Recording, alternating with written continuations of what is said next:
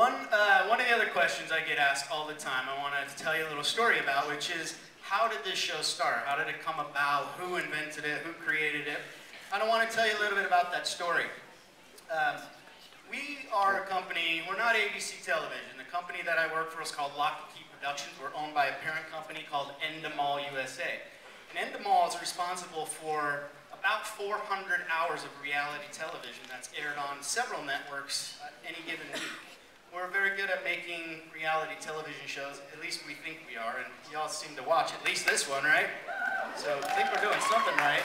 But anyway, we make all kinds of shows like Wipeout. Anybody seen that one? You know, when we get off our elevators to go to our offices in North Hollywood there, and there's the big red ball just waiting to be bounced on. But there's a big sign on it that says, "Please don't touch." So we often take that off and just have a fun lunch period. But anyway, we do Wipeout, Big Brother, Fear Factor, Deal or No Deal, but we only do reality television. And so back in 2003, ABC Network came to us and they said, "Hey, listen, you guys are really good at what you do. We like your products. We love the reality concepts that you've come up with, and we're looking to do a new show. And we really love what's going on stuff like the Home and Garden Channel. And, you know, Ty's old show, Trading Spaces. How many of y'all have seen that one? Right, I think they're still kind of kicking themselves saying, why didn't we have him as the host instead of the backup carpenter guy? But their loss, our gain. And anyway, so 2003 came along. ABC said, you know, we're getting a lot of viewers are now tuning out of the major 3 networks and tuning into stuff like the Food Channel. How many of you seen that show, Robert? Thanks so much, Robert, for being here and giving your time to us. It's fantastic. So they came and said, you know, do you think you can do a primetime version of what we're seeing on Trading Spaces and Home and Garden, some of the home improvement shows? And they came to a gentleman by the name of Tom Foreman. And Tom Foreman was a young man. He had come out of college a few years earlier. I think he was 26, 27 when he started the show. He's the original executive producer and sort of the founding father, if you will, of our show. He had done a documentary film on the 9/11 tragedy. And that film won an Academy Award. And Endemol saw him and they saw his work and they loved what he did and they put him under contract, say, hey, we want you to come and work for us. And they tried a couple of shows with him and stuff that didn't actually ever make it past the pilot stage or whatnot, but they gave him this concept. He said, I like it, let me see what I can do.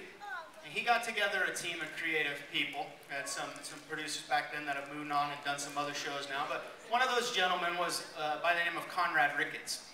And Conrad, I just want to say thank you to right now and send a little bit of love to him because he's the reason that I'm standing here right now.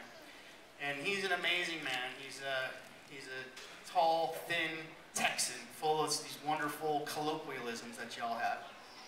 Y'all being one of them. See, that's kind of funny foreign language to us in LA, but we're catching on. So Conrad and Tom and Craig Armstrong and a few other people got together and they kind of brainstormed. And the way Conrad tells his story, he talks a little bit about, you know, sometimes executives are not the sharpest tools in the shed. You got to make things kind of simple for them. So they mulled around a few ideas and they said, how about 7 designers, 7 days, remodel a house? We went back to ABC and ABC said, we love that idea. Go do it now. And they kind of like deer in the headlights, like, oh no, now we actually have to produce this. No one had ever done that, tried to build a house in 7 days. So Conrad was tasked with the job of actually figuring out how to make the show work. How do you combine television with the crazy dynamic that construction is? I mean, both of those things are like, you know, holding a bobcat by the tail. I mean, they just go crazy when you're doing it, and it's always changing. It's a very fluid, very dynamic thing. So for us to hold all that together, Conrad in his mind started talking about how, look, if you're doing a TV show, we need anywhere from 70 to 90 people on the crew to actually film a show and to pull that off in the field. You've probably got another 100 or so back in LA that are going to be the editors and the casting folks and, you know, guys that do the title and character generators and all that kind of stuff to make it all happen. But in the field, you're going to need 70, 80, 90 people out there just for the filmmaking side. Then if you come in with a builder who's going to remodel, you're looking at anywhere from, 150 to upwards of maybe 300 people to remodel a house. So in his mind, he was saying to himself, we need a pretty big house. We need probably 3,000 to 4,000 square feet to get 300 bodies or so in there. Otherwise, we're not going to have enough room to move around and do anything. And so that's kind of where we started. And one other note to make, when we first pitched the show, we had this wonderful title that we thought was going to work out. The name of the show was Space Invaders. Now see, last night, Kennedy, they were really excited about that. We were kind of in the first season too, but anyway, we started with Space Invaders. We created a little flyer that says Space Invaders wants to invade your home and help you remodel, and we literally took a handful of flyers and we went out, sat on the back of our pickup trucks and our cars, and we sat at the Lowe's and the Home Depot and the Ace Hardware store, and we started looking for people as they were coming out. And it's pretty easy to tell if you ever have a chance, you're bored on a Saturday, go sit there and watch the people come out. I mean, it tells a lot. You can pretty easily spot who's a contractor, who's actually a builder, and who's just the average homeowner that's about to get in way over their head. So it took us probably, I want to say in the neighborhood of probably 3 weeks. And this was all in Los Angeles. And there's filming going on every day. It's like you go to work and there's another street closed, and it's like that's what's happening all the time. So they're not quite as receptive as you all are out here. And it took us a while to find that first family. And we finally had a gentleman stand up or come out to us and say, sure, I'm remodeling my kitchen. Why don't y'all come over and finish? You can do the whole house if you want. Yeah. And we did. We said, all right, let's do that. We went back, we crewed up for our pilot. We got about 75 people on the staff, and we went out, we started working on this guy's house. And day one, we did the little thing. A lot of the stuff that's evolved, like the blue t-shirts and the move the bus, we didn't have any of that on the pilot. We didn't have any of that until about mid-season. So day one started, we started demoing the kitchen. And I'll tell you, when the crew walked in there, I mean, this is a beautiful house, like a 4,000 square foot house. There's a Mercedes-Benz parked in the driveway. You walk inside, his granite countertops, steel appliances, but he just didn't like the color. And, I personally been like, tell you what, if we are demoing this house, I'm going to be dumpster diving later, because that granite countertop's going to look really good in my house. I'll cut it down, make it fit. But anyway, we started in there and we started working on that. And day one, day two comes along, and as the executive producers, Tom and Conrad and Craig and some of those guys started seeing the tape from the first day, they were kind of frustrated. And they were watching what we had, and they're like, what do we have? I'm not sure what we have. I'm not sure why anybody would want to tune into this show. We have a house that doesn't need to be remodeled that we're remodeling. We have a guy that doesn't really need help that we're helping.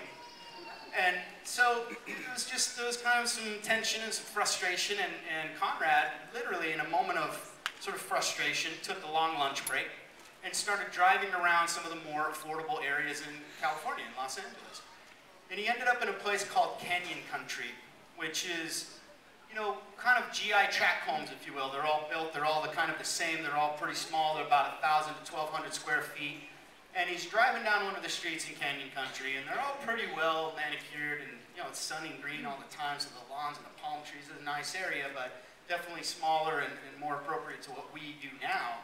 But he's driving down the street, and he sees one house that is just absolutely in horrible shape. The lawn's dead, the palm trees are actually dying. The house, the shingles are peeling up, the paint's coming off. And as he drives by, he sees a young woman standing out there, and she's got a little 6-year-old girl with her. And she's scraping the paint, the little girl's helping them. They're scraping the paint, trying to get ready to do some remodeling and painting the house. And he kind of drives by and he sees this and he looks at her, looks at the young lady, and she looks at him, and he talks himself out of it. He says, it's too small, I can't get that many people in there, we'd be on top of each other. So he drives down the street. And by the time he gets to the stop sign, he looks again, he's like, the little voice is talking to him, he's like, okay, I gotta take another look. So he puts it in reverse, he backs up, stops in front of the house, he looks at the woman again, looks at the little girl, looks at the house, talks himself out of it again, drives down the block. Well, he goes around the block, I won't make the story too long, but after about the 4th time of doing this, he's looking at the woman, she's looking at him, She gives him a funny look and sends the little girl inside the house. Yeah, exactly. Who is this guy? And anyway, so Conrad, as I was saying earlier, he's an amazing man. He's really a visionary guy. He's one of the co-fathers or founders of what we do and came up with a lot of the concepts that we now use. But he's just full of charm. You know, he's full of Southern colloquialisms, like I said. So he gets out of his car, he parks, he gets out, he walks up to this lady, and he just point blank says to her, "How come your house is the crappiest house on this block?" Like, yeah, I mean, I think that I have some personal power skills, but I wouldn't even try something like that. But Conrad can get away with it. And so he, you know, talks to her for a few minutes and says, you know, again, why? Why is it in this shape? And she stopped him and said, you know, Mr. Ricketts, my little girl is suffering from leukemia. And for the last 2 years, every penny that we've had has gone in to take care of her. And every bit of time that we've had has gone in to take care of her. And we just have not been able to keep up. And I think it was that very moment that the heart and soul of Extreme Makeover Home Edition was born. And it made sense. And Conrad, Giddy is kind of a school child, even though it's kind of hard news to hear, but he got what he needed. He drove back to us at the site, had an executive decision meeting, late lunch, and we decided that the doctor didn't need us, and he's going to be doing this on his own from here on out. Fortunately, we have an amazing team that had already lined up a lot of stuff, and the builder that we were working with still going to work with him to get his house completed, so he was fine. He said, no problem, I understand, and he let us go.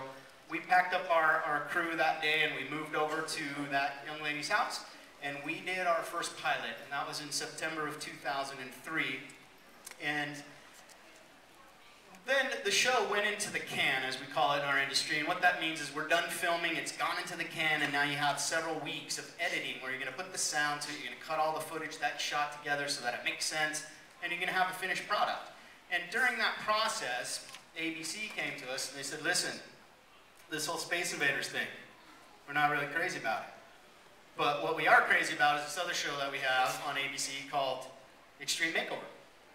And they said, you know, you guys are a new show. We have a show here that's been on for a couple seasons. They come with 4 or 5 million viewers guaranteed. And in our industry, you know, I think it's something like 1 out of 1,000 shows will actually make it from pilot to getting picked up for a first season. So it's pretty hard to do. It's not an easy thing to have a show that makes it past the pilot stage. And so we thought it was a pretty good idea. 4 to 5 million viewers, we're almost guaranteed some of them are going to tune in. And we agreed to change the name. So we became Extreme Makeover Home Edition. And that show aired in December of 2003, and 12 million of you all watched it. So I want to thank you personally for that.